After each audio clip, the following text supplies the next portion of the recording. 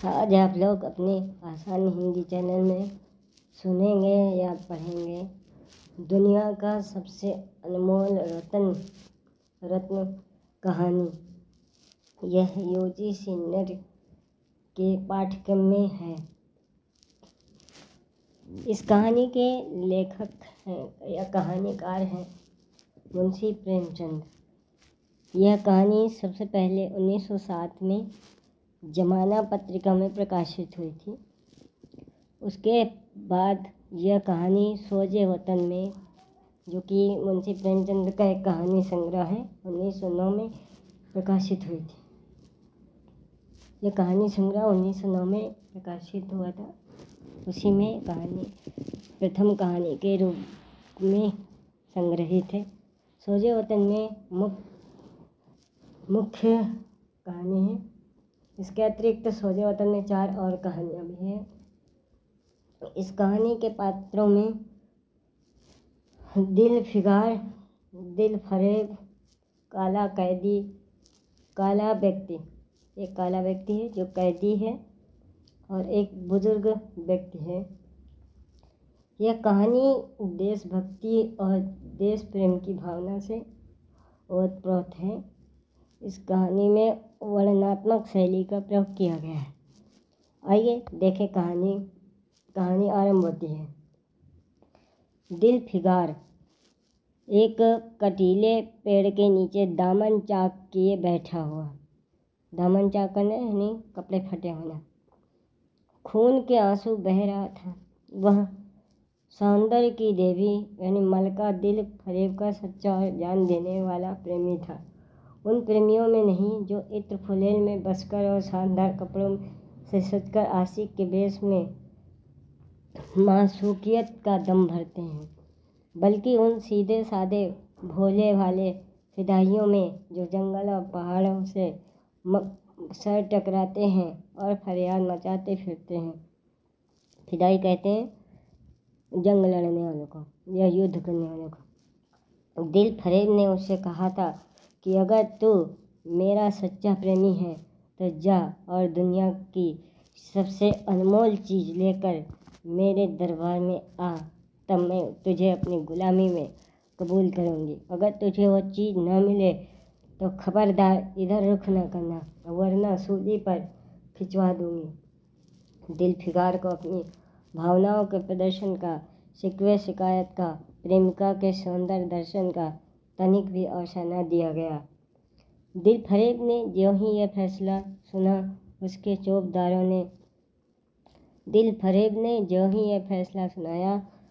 चौबदारों ने गरीब दिल फिगार को धक्के देकर बाहर निकाल दिया और आज 3 दिन से यह आफत यानी कष्ट, मुसीबत मारा आदमी उसी कटीले पेड़ के नीचे उसी भयानक मैदान में बैठा हुआ सोच रहा है कि क्या करूं। दुनिया की सबसे अनमोल चीज़ मुझको मिलेगी, नामुमकिन, और वह है क्या? कारू का खजाना, आबे हयात। आबे हयात कहते हैं अमृत को। खुसरो का ताज, जामे जम, तख्तो ताउश, परवेज की दौलत। नहीं, यह चीज़ें हरगिज़ नहीं। दुनिया में ज़रूर इनसे भी महंगी, इनसे भी अनमोल चीज़ें मौजूद हैं, मगर वह क्या है, कहाँ है, कैसे मिलेंगी? या खुदा, मेरी मुश्किल क्यों कर आसान होगी?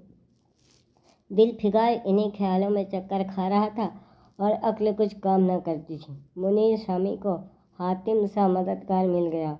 काश कोई मेरा भी मददगार हो जाता।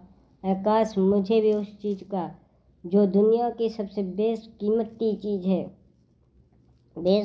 चीज़ है नाम बतला दिया जाता। बला से वह चीज़ हाथ न आती, मगर मुझे इतना तो मालूम हो जाता कि वह किस किस्म की चीज़ है। मैं घड़े बराबर मोती की खोज में जा सकता हूँ। मैं समुंदर का गीत, पत्थर का दिल, मौत की आवाज़ और इनसे भी ज़्यादा बेनिशान चीज़ों की तलाश में कमर कस सकता हूँ, मगर दुनिया की सबसे अनमोल चीज़ यह मेरी कल्पना की उड़ान से बहुत ऊपर है। आसमान पर तारे निकल आए थे। दिल फिगार एकाएक खुदा का नाम लेकर उठा और एक तरफ को चल खड़ा हुआ। भूखा प्यासा, नंगे बदन, थकन में चूर, वह बरसों वीरानों और आबादियों की खाक छानता फिरा। तलवे कांटों से छलनी हो गए। शरीर में हड्डियां ही हड्डियां दिखाई देने लगीं, मगर वह चीज़ जो दुनिया की सबसे बेशकीमत चीज़ थी न मिली और न उसका कुछ निशान मिला। एक रोज़ वो भूलता भटकता एक मैदान में जा निकला, जहाँ हजारों आदमी गोल बांधे खड़े थे। गोले नहीं, झुंड, भीड़। बीच में कई अमामे और चोंगे वाले दड़ियल काजी अफसरी शान से बैठे हुए आपस में कुछ सलाह मशविरा कर रहे थे। और इस जमात से जरा दूर पर एक सूली खड़ी थी। दिलफिगार कुछ तो कमजोरी की वजह से, कुछ यहाँ की कैफियत देखने के इरादे से ठिठक गया।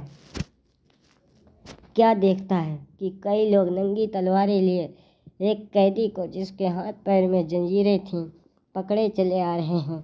सूली के पास पहुंचकर जब सिपाही रुक गए और कैदी की हथकड़ियाँ, बेड़ियाँ सब उतार ली गईं, इस अभागे आदमी का दामन सैकड़ों बेगुनाहों के खून के छींटों से रंगीन था और उसका दिल नेकी के ख्याल और रहम की आवाज़ से जरा भी परिचित न था।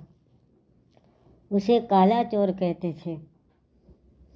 सिपाहियों ने उसे सूली के तख्ते पर खड़ा कर दिया। मौत की फांसी उसकी गर्दन में डाल दी और जल्लादों ने तख्ता खींचने का इरादा किया कि वह अभागा मुजरिम चीख कर बोला, खुदा के वास्ते मुझे एक पल के लिए फांसी से उतार दो, ताकि अपने दिल की आखिरी आरज़ू निकाल लूँ।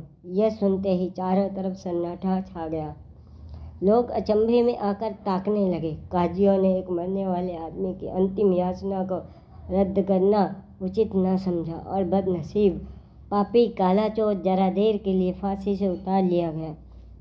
इस भीड़ में एक खूबसूरत भोला भोला लड़का एक छड़ी पर सवार होकर अपने पैरों पर उछल उछल फर्जी घोड़ा दौड़ा रहा था और अपनी सादगी की दुनिया में ऐसा मगन था कि जैसे वह इस वक्त सचमुच किसी अरबी घोड़े का सहसवार है। उसका चेहरा उस सच्ची खुशी से कमल की तरह खिला हुआ था जो चंद दिनों के लिए बचपन में ही हासिल होती है और जिसकी याद हमको मरते दम तक नहीं भूलती। उसका दिल अभी तक पाप की गर्द और धूल से अछूता था और मासूमियत उसे अपनी गोद में खिला रही थी। बदनसीब काला चोर फांसी से उतरा। हजारों आंखें उस पर गड़ी हुई थीं। वह उस लड़के के पास आया और उसे गोद में उठाकर प्यार करने लगा। उसे इस वक्त वह ज़माना याद आया जब वो खुद ऐसा ही भोला भाला, ऐसा ही खुश हुआ खुर्रम और दुनिया की गंदगियों से ऐसा ही पाक साफ था। माँ गोदियों में खिलाती थी, बाप बलाएं लेता था और सारा कुनबा जान न्यौछावर करता था। आह, काले चोर के दिल पर इस वक्त बीते हुए दिनों की याद का इतना असर हुआ कि उसकी आंखों से, जिन्होंने दम तोड़ती हुई लाशों को तड़पते देखा और न झपकी, आंसू का एक कतरा टपक पड़ा। दिलफिगार ने लपक कर उस अनमोल मोती को हाथ में ले लिया और उसके दिल ने कहा, बेशक यह दुनिया की सबसे अनमोल चीज़ है, जिस पे तख्ते ताउस और जामे जमजम और आबे हयात और जरे परवेश सब न्यौछावर हैं। इस ख्याल से खुश होता, कामयाबी की उम्मीद में सर मस्त, दिलफिगार अपनी मासूका दिल फरेब के शहर मीनो सवाद को चला।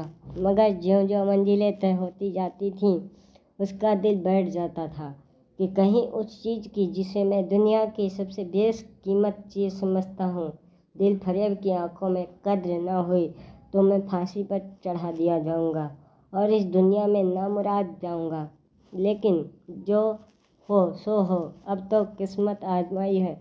आखिरकार पहाड़ और दरिया तय करते शहर मीनो सवाद में आ पहुँचा और दिल फरेब की ड्योढ़ी पर जाकर विनती की कि थकान से टूटा हुआ दिलफिगार खुदा के फजल से हुक्म की तामील करके आया है और आपके कदम चूमना चाहता है। दिलफरेब ने फौरन अपने सामने बुला भेजा और एक सुनहरे पर्दे की ओट से फरमाइश की कि वह अनमोल चीज़ पेश करो। दिलफिगार ने आशा और भय की एक विचित्र मना स्थिति में वह बूंद पेश की और उसकी सारी कैफियत बहुत पुरअसर लफ्ज़ों में बयान की। दिलफरेब ने पूरी कहानी बहुत गौर से सुनी और भेंट हाथ में लेकर जरा देर तक गौर करने के बाद बोली, दिलफिगार, बेशक तूने दुनिया की एक बेशकीमत चीज़ ढूंढ निकाली। तेरी हिम्मत और तेरी सूझबूझ की दाद देती हूँ, मगर ये दुनिया की सबसे बेशकीमत चीज़ नहीं। इसलिए तो यहाँ से जा और फिर कोशिश कर, शायद अब की तेरे हाथ वो मोती लगे और तेरी किस्मत में मेरी गुलामी लिखी हो। जैसा कि मैंने पहले ही बतला दिया था, मैं तुझे फांसी पर चढ़वा सकती हूँ, मगर मैं तेरी जान बख्शी करती हूँ, इसलिए कि तुझमें वो गुण मौजूद है जो मैं अपने प्रेमी में देखना चाहती हूँ, और मुझे यकीन है कि तू ज़रूर कभी न कभी कामयाब होगा। नाकाम और नामुराद दिलफिगार इस मासूकाना इनायत से जरा दिलेर होकर बोला, अय दिल की रानी, बड़ी मुद्दत के बाद तेरी ड्योढ़ी पर सजदा करना नसीब होता है। फिर खुदा जाने ऐसे दिन कब आएंगे। क्या तू अपनी जान देने वाले आशिक के बुरे हाल पर तरस न खाएगी, और क्या अपने रूप की एक झलक दिखाकर इस जलते हुए दिलफिगार को आने वाली शक्तियों के झेलने की ताकत न देगी। तेरी एक मस्त निगाह के नशे से चूर होकर मैं वह कर सकता हूँ जो आज तक किसी से न बन पड़ा हूँ। दिलफरेब आशिक की यह चाव भरी बातें सुनकर गुस्सा हो गई और हुक्म दिया कि इस दीवाने को खड़े खड़े दरबार से निकाल दो। चौबदार ने फौरन गरीब दिलफिगार को धक्के देकर यार के कूचे से बाहर निकाल दिया। कुछ देर तक तो दिलफिगार अपनी निष्ठुर प्रेमिका की इस कठोरता पर आंसू बहाता रहा और सोचने लगा कि कहाँ जाऊँ। मुद्दतों रास्ते नापने और जंगलों में भटकने के बाद आंसू की ये बूंद मिली थी। अब ऐसी कौन सी चीज़ है जिसकी कीमत इस आबदार मोती से ज़्यादा हो। हजरते खिज्र, तुमने सिकंदर को आबे हयात के कुएं का रास्ता दिखाया था, क्या मेरी बाह न पकड़ोगे। सिकंदर सारी दुनिया का मालिक था, मैं तो एक बेघर बार मुसाफिर हूँ। तुमने कितनी ही डूबती किश्तियाँ किनारे लगाई हैं, मुझ गरीब का बेड़ा भी पार करो। ऐ आली मुकाम जिब्रील, कुछ तुम ही इस नीम जान दुखी आशिक पर तरस खाओ। तुम खुदा के खास दरबारी हो, क्या मेरी मुश्किल आसान न करोगे। गरज यह कि दिलफिगार ने बहुत फरियाद मचाई, मगर उसका हाथ पकड़ने के लिए कोई सामने न आया। आखिर निराश होकर वह पागलों की तरह दोबारा एक तरफ को चल खड़ा हुआ।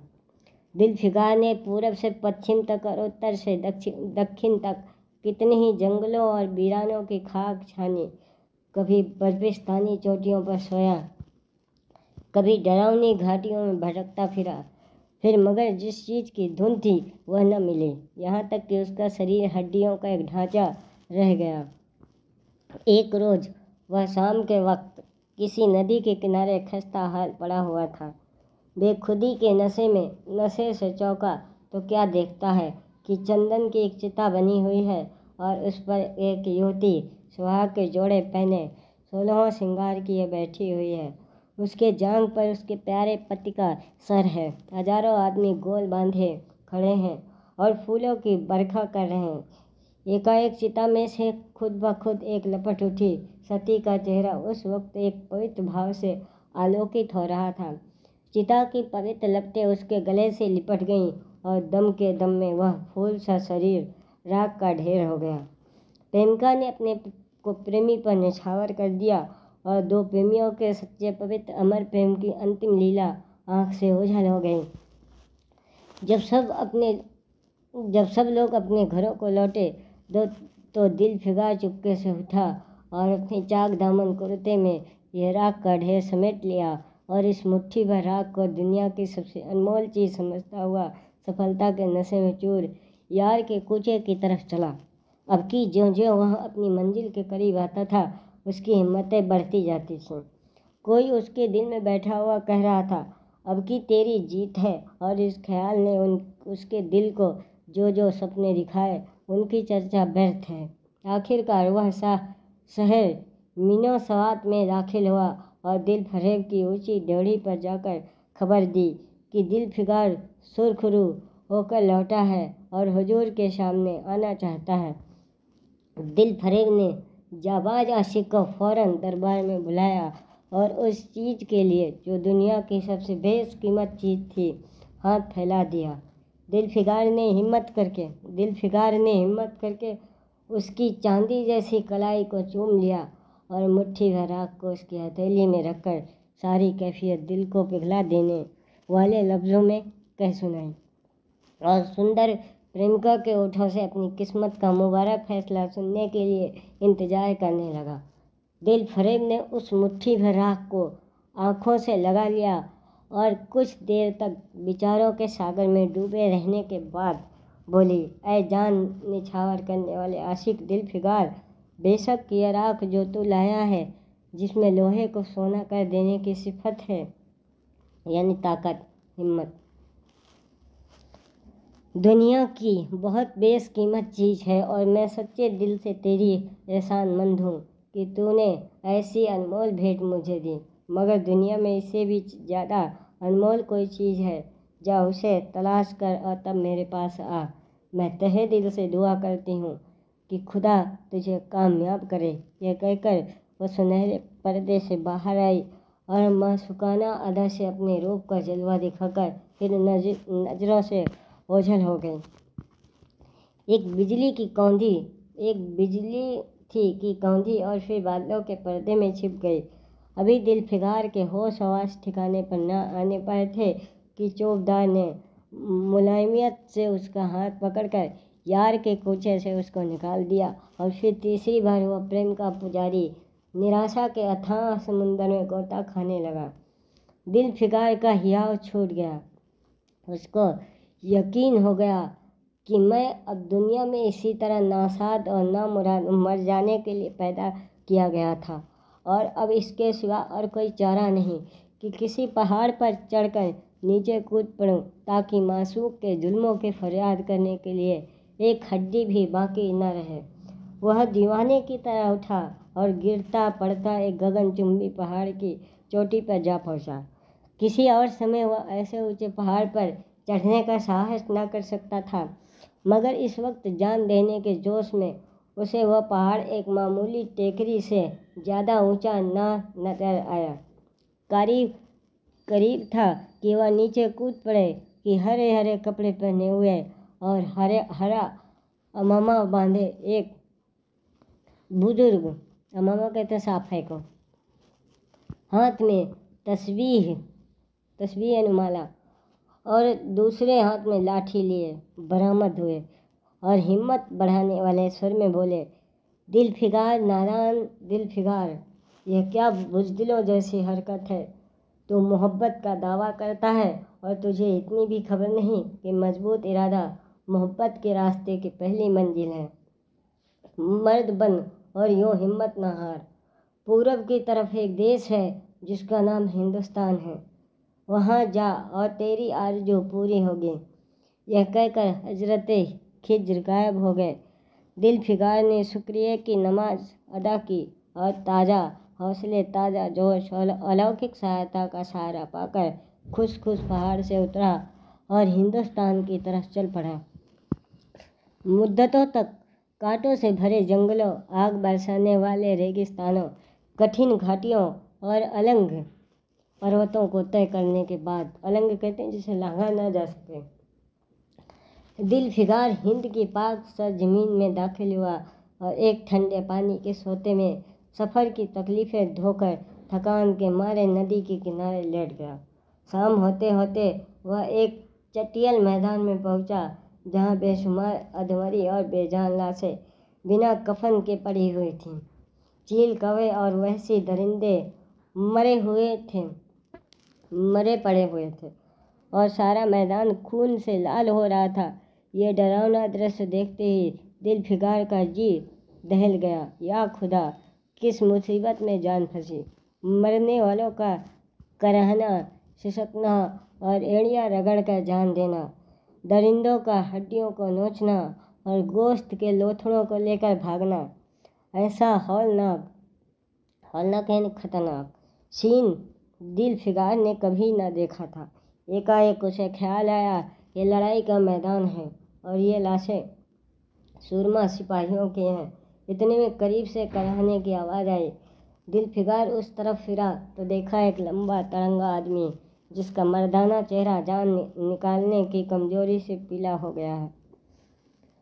जमीन पर सर झुकाए पड़ा हुआ है, सीने से खून का फव्वारा जारी है, मगर आबदार तलवार की मूठ पंजे से अलग नहीं हुई। दिलफिकार ने एक चीथड़ा लेकर घाव के मुंह पर रख दिया ताकि खून रुक जाए और बोला, ए जवां मर्द, तू कौन है? जवां मर्द ने यह सुनकर आंखें खोली और वीरों की तरह बोला, क्या तू नहीं जानता मैं कौन हूँ? क्या तूने आज इस तलवार की काट नहीं देखी?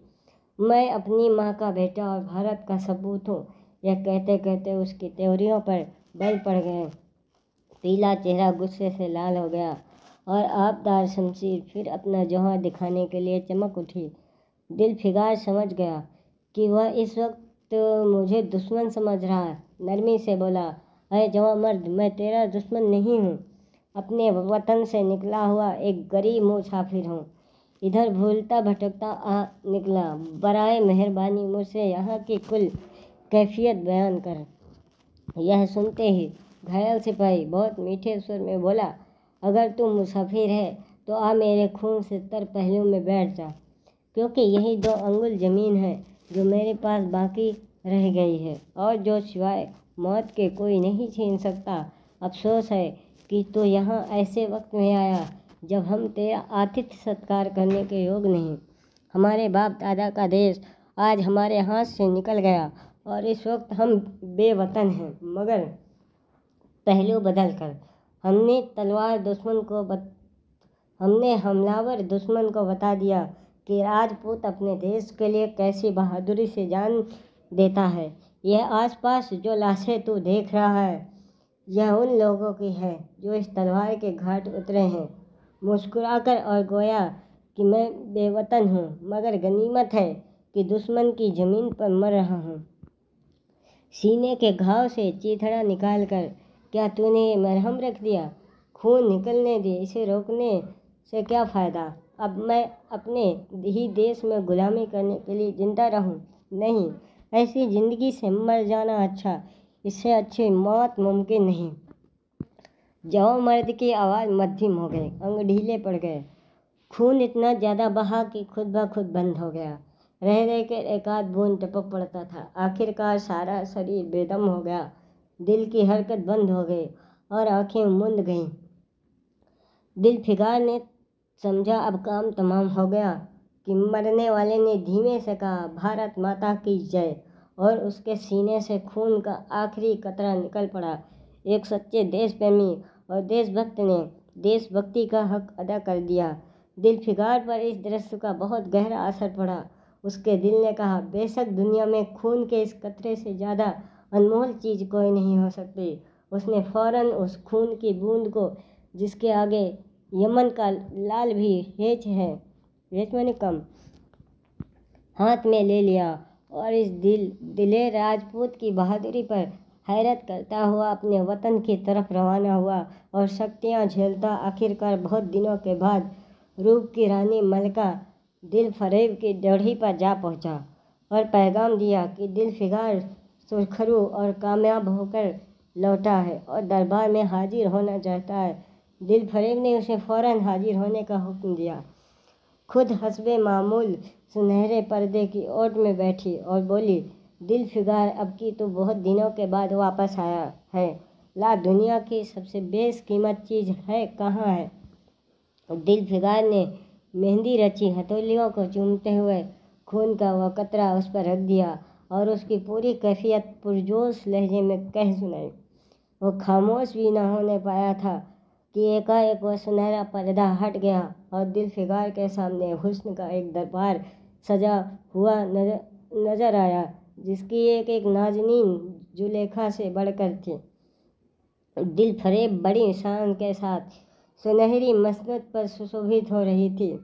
दिलफिकार हुस्न का यह तिलस्म देखकर अचंभे में पड़ गया और चित्र लिखित सा खड़ा रहा कि दिल फरेब मसनद से उठी और कई कदम आगे बढ़कर उसे लिपट गए। गाने वालियों ने खुशी के गाने शुरू किए, दरबारियों ने दिलफिकार को नजरें भेंट की और चांद सूरज को बड़ी इज्जत के साथ मसनद पर बैठा दिया। जब वो लुभावना गीत बंद हुआ तो दिल फरेब खड़ी हो गई और हाथ जोड़कर दिलफिकार से बोली, ऐ जानिसार आशिक दिलफिकार, मेरी दुआएं बर आईं और खुदा ने मेरी सुन ली और तुझे कामयाब व सुरखरू किया।